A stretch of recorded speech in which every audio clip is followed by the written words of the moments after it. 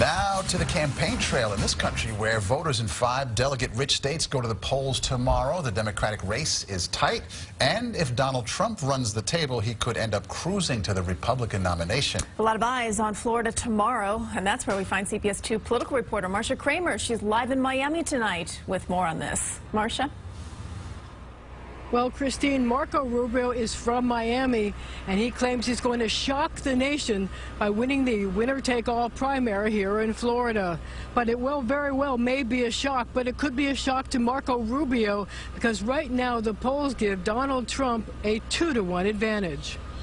Tomorrow's the day where we're going to shock the country, and it's going to give us the momentum we need to go into Arizona and Utah and beyond. Marco Rubio is giving it his all, rushing from place to place on the east coast of Florida in a frantic attempt to prove the pollsters wrong, that he can win on his home turf. It appears to be an uphill battle. A new CBS Battleground Tracker poll has Trump with a huge lead. Trump 44, Ted Cruz 24, Rubio 21, Kasich 9. Tomorrow is a huge day delegate-wise in Florida, Ohio, Missouri, North Carolina, and Illinois. And on the GOP side, there's also a big contest in Ohio. Governor John Kasich hoping to win his home state, which could make it harder for Donald Trump to get the delegates he needs to avoid a floor fight at the convention. In a shot at Trump, Kasich campaigned today with Mitt Romney. Leadership is not encouraging a toxic environment. Ohio is so important to Trump that he actually canceled a rally that was going to be held in Miami tonight to be in Youngstown, Ohio instead. There were protesters at an earlier rally he had with New Jersey Governor Chris Christie in Hickory, North Carolina.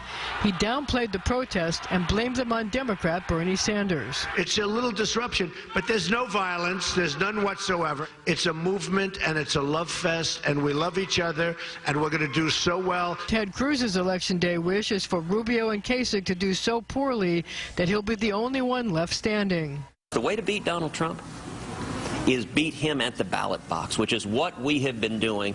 On the Democratic side, the polls have Hillary Clinton leading in Florida, Ohio, and North Carolina.